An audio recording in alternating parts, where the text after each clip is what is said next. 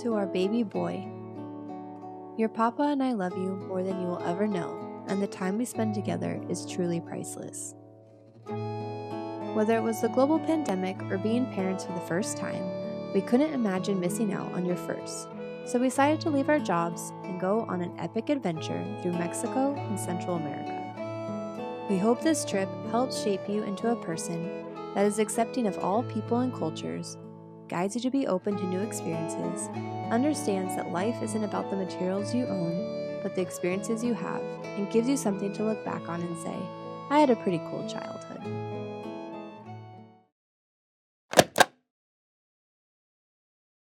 I'll have a blue Christmas without you. I'll be so blue just thinking about you. Decorations of red on the green Christmas tree won't be the same if you're not here to meet. And when the snowflakes start falling. No? Bravo! Bravo! Bravo! Huh? Hola guys. So after a relaxing morning at our RV park, which is awesome by the way, they have hot showers, they have a pool, they have a playground for Lucas, they have fast Wi-Fi. So after a relaxing morning, and then Ashley and I did some more route planning for the next couple of weeks and chilled for the most part. After all that, we took a cab into downtown Oaxaca, El Centro, which is where we are right now, and we're gonna spend the rest of the day just exploring, walking around, and hopefully we find a church service so we can celebrate Christmas like the locals. And a colorful pillowcase. And Ashley wants a colorful pillowcase, exactly. Alright, we just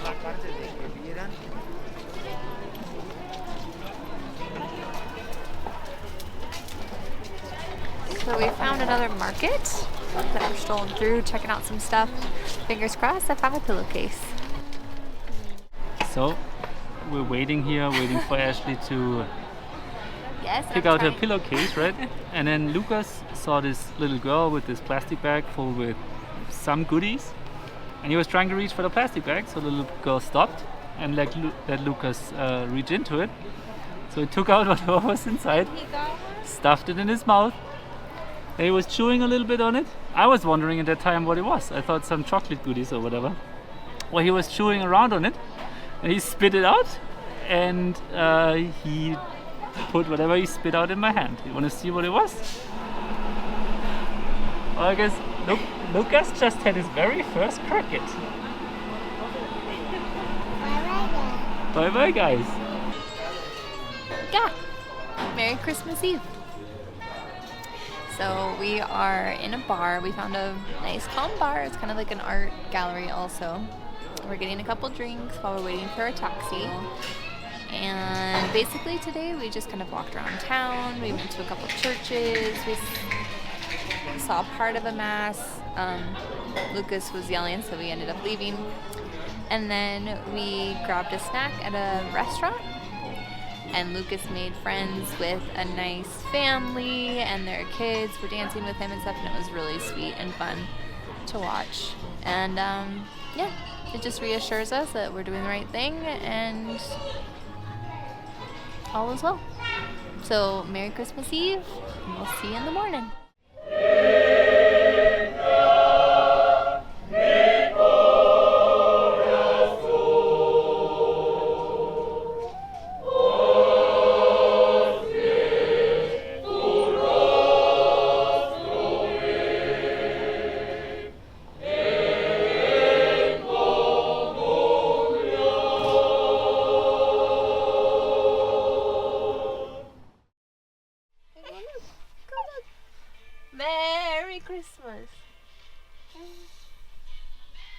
He doesn't even know yet. Guck mal, Spatz. Look. Ooh.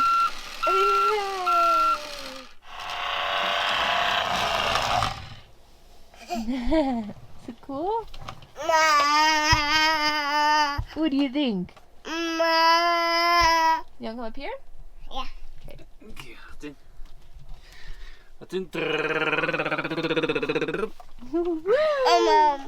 Komm on, zieh's mal raus.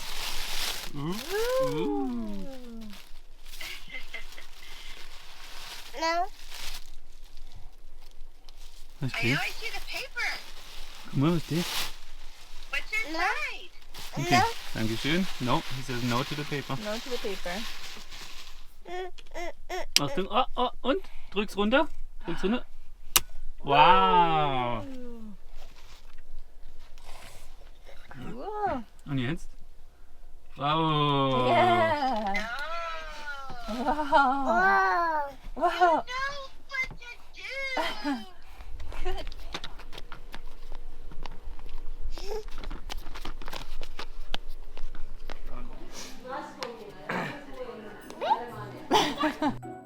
After spending all morning at our RV park, we were off to discover a famous landmark just down the street. The Tree of Tule, named after the town of Santa Maria del Tule, is a massive cypress tree. It is the largest tree in Mexico and is estimated to be 3,000 years old, which makes it one of the oldest living trees in the world.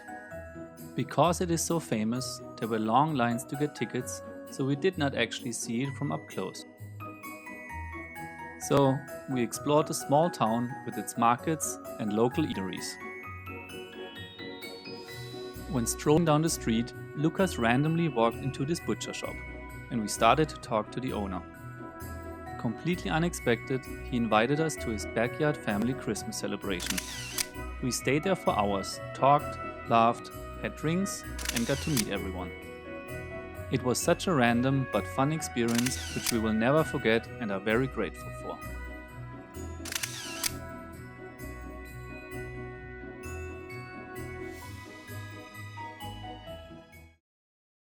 Good morning. So we are currently walking from our campground back to Tule, where we celebrated Christmas last night. It's really just a 10-15 minute walk, and in Tule we're going to try to meet up with that family again, because they said they were going to show us the tree, The big tree. that we're trying to find yesterday. We got sidetracked, you know the story. Unfortunately we did not videotape, but you saw the pictures. So that's what we're doing right now, and as a little thank you for yesterday, for the hospitality, we're gonna try to find, there's a lot of stores around here yesterday, and we're hoping they're already open, because then we're gonna get some Mescal. Have to replenish their To stock. replenish the stock, exactly, which especially Ashley, I said pequeño, and then I got a shot that was like this big. yeah, so that's what we're doing.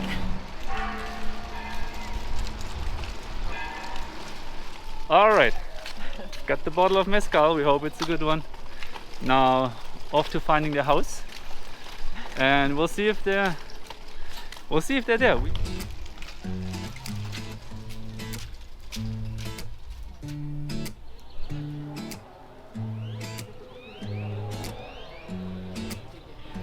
Okay, we're standing right in front of the big tree, El Arbol.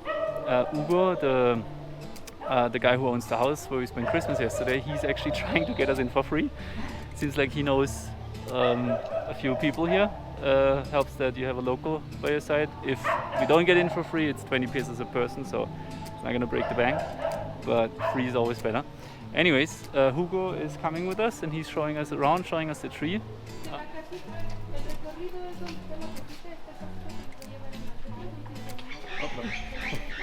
Oh.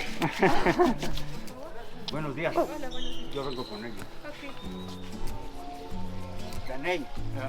The picture, no problem. The picture. The Lucas sit down. Look at you guys. What? Whoa, God. So, standing in front of the sign. Let me give you some facts here. The tree is more than 2,000 years old. It's only 42 meters tall, but has a circumference of 58 meters. It has a total volume of 816 cubic meters and a weight of 636 tons, which makes it by volume the largest tree in the world. In El Tule, Oaxaca, Mexico.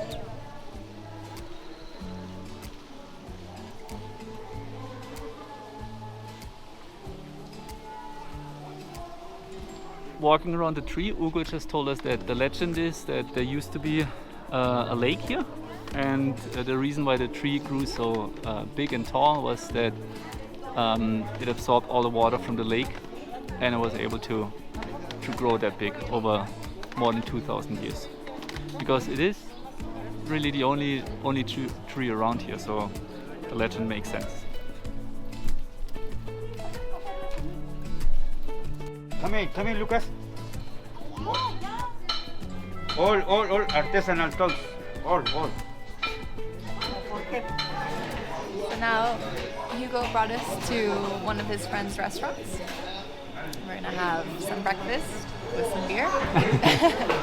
And yeah, he's just introducing us to everyone, which is really cool. He's taking us around the city or the little town. And very cool experience, very, very nice. Lucas, ¿vas a trabajar? Lucas, ¿trabajar? Pero dame uno de eso de qué. De amarillo para ojo, mira. Memelitas. Which is what? A typical breakfast food. For where? It's Oaxaca. There you go. A tortilla, black beans, cheese. I got carne and Sebastian got chorizo. Buenas tardes, everyone. We are currently walking back to our campground, our RV park. We had a great morning with Ugo. He showed us around the whole town, the town square, the El Árbol, the big tree. Met all his friends. We met all his friends and people from the government, his family. It was amazing, and we had great breakfast / lunch. And then just before we said our goodbyes, we went back to his house, said goodbye to his mom, to his daughter, to his brother Octavio, to the sons of Octavio. Sure, we see them. The fact that Ugo took out 3 hours, more than 3 hours of his morning, Yeah. of his day, and spent the time with us. It was just amazing, and that he showed us around his town. Very cool, and Just nice. It's just I just have to advocate for this country. yeah. Mexico is very family oriented and just they welcome Lucas like he's their own. Oh yeah, right. Well, while we had breakfast, lunch, they like pretty much always they grabbed him, they were holding him, they showed him around, they were playing with him. They So gave him a car. they gave him a car, so we didn't have to worry about him. Yeah, I mean, I don't know what to say. When we were in Baja, I was a little worried about mainland. Then when we crossed over to mainland, everything was fine. Then when we were in the north of mainland, I was a little bit worried about the south of mainland. But it's just incredible people all Just over. don't read into the media Correct. because there's 10 times more good people than there are bad Exactly. people. And on that note, It's Lucas's nap. Lucas's nap time. It's our last day in Oaxaca, and we're doing a little excursion to a town outside called Teotitlan. Something like that. Something like that, and it's known for its rug artisans. So lots of cool handmade rugs around the town. So we're gonna check it out, and And then maybe, just maybe, on the way back, we're gonna stop by a Mescal distillery. to get wasted And then drive home. and then drive home.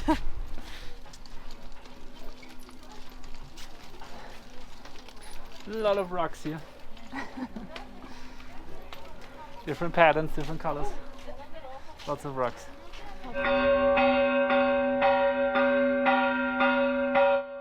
Teotitlan del Valle is a small village and located 30 kilometers from the city of Oaxaca in the foothills of the Sierra Juarez Mountains. The community is famous for its woven wool rugs, so we decided to do a tour of a workshop and learn the process. To start, clumps of wool need to be manually brushed so the fibers are clean and ready for the next step, spinning. There are two different methods of spinning raw wool, a completely manual one and one that utilizes a machine. I know which one I would prefer. The spinning process is what creates the actual yarn. In order to achieve different colors, the yarn can later be soaked in dyes. Century-old recipes of natural dyes are utilized, and their ingredients are obtained from ground-up plants such as marigolds, onions, hibiscus or cabbage. One of the most desirable colors, though, is created from a white substance a beetle secretes on nopal cactus leaves. Adding just a few drops of white chalk or lime juice to the different dyes changes their acidity levels and shades. To create a rug, the yarn is then eventually woven on a paddle loom, a process done in this area since the 15th century. Depending on the size and design, it can take several weeks to produce the final product. A lot of the traditional patterns incorporate Zapotec signs such as diamonds, maize and mountains. We couldn't help it but had to buy one of these handmade pieces of art, which we still have and enjoy to this day.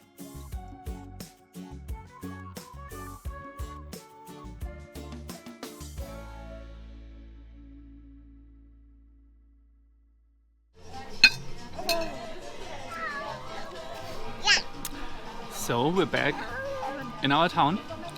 The Mescal tour and tasting, it was fun. We learned how it's done. It was a little rushed, to be honest. The girl clearly wanted to get through with us as fast as possible so she can get some other customers, I guess. We did some Mescal tasting, bought 2 bottles of crema, exactly. And now, like I said, we're back in our town, just like 2 minutes away from the campground and eating dinner.